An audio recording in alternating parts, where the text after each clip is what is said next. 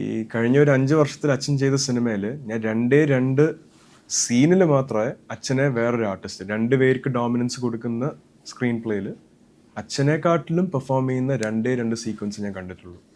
ഒന്ന്, ഒരു സിനിമ ഇറങ്ങാത്തതുകൊണ്ട് ഞാൻ പറയുന്നില്ല, പക്ഷെ അതിൻ്റെ മേളിൽ തന്നെ Anupama's performance on that day completely അച്ഛനെ കടത്തി വെട്ടിയെന്ന് മാത്രമല്ല വേറൊരു ഹൈറ്റിലോട്ട് പോയി.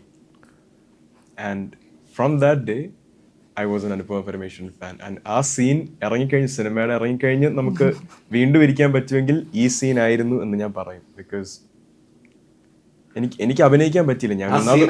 ഞാൻ സിനിമ കണ്ടിട്ട് വിളിച്ചു പറയും, എൻ്റെ അടുത്ത് നേരിട്ട് വിളിച്ച് പറയും. എനിക്ക് അഭിനയിക്കാൻ പറ്റിയില്ല because I was lost for words. ഞാൻ ഇങ്ങനെ സ്തംഭിച്ചിരിക്കുമായിരുന്നു, ഞാൻ നോക്കിയുണ്ട്. ആക്ഷൻ കട്ടൊക്കെ സൈഡിൽ കൂടെ പോകുന്നുണ്ട്. എനിക്ക് ബാക്ക്ഗ്രൗണ്ടിലായിരുന്നു. ഇടയ്ക്കിടയ്ക്ക് എന്നെ തന്നെ അല്ല സിനിമയിൽ അഭിനയിക്കുകയാണ് എന്നുള്ളൊരു ഓർമ്മപ്പെടുത്തൽ ഞാൻ നോക്കുന്നുണ്ട്.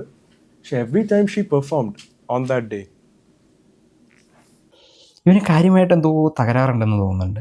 നമ്മുടെ നാട്ടിൽ ഇപ്പോൾ മോഹൻലാലിൻ്റെയും മമ്മൂട്ടിയുടെയും പോലും സിനിമകൾ ഇറങ്ങുന്നതിന് മുൻപ് ഇതുപോലെ വന്നിരുന്ന് ആ പെർഫോമൻസ് കണ്ട് ഞാൻ തകർന്നു പോയി, അതായി ഇതായി എന്നൊക്കെ പറഞ്ഞിട്ട് തള്ളിയിട്ട് സിനിമ ഇറങ്ങുന്ന സമയത്ത് ഈ ഡയലോഗുകൾ തന്നെ വെച്ചിട്ട് ആൾക്കാർ ഊക്കാറുള്ള സ്ഥലമാണ്. അപ്പോൾ അങ്ങനെ ഒരു സ്ഥലത്ത് വന്നിരുന്നിട്ട് ഇവനിതിപ്പോൾ അനുപമ പരമേശ്വരനെയാണോ ഊക്കാൻ ഇട്ട് കൊടുക്കുന്നത് അതോ സ്വന്തം അച്ഛനെയാണോ എന്നുള്ള കാര്യത്തിലാണ് ഡൗട്ടുള്ളൂ. ഒന്നാമത്തെ കാര്യം, കഴിഞ്ഞ 5 വർഷത്തിനിടയിൽ സുരേഷ് ഗോപിയുടെ എത്ര സിനിമകൾ ഇറങ്ങിയെന്ന് പോലും കൃത്യമായിട്ട് അറിയില്ല. 2-3 സിനിമകൾ ഇറങ്ങിയിട്ടുള്ളൂ.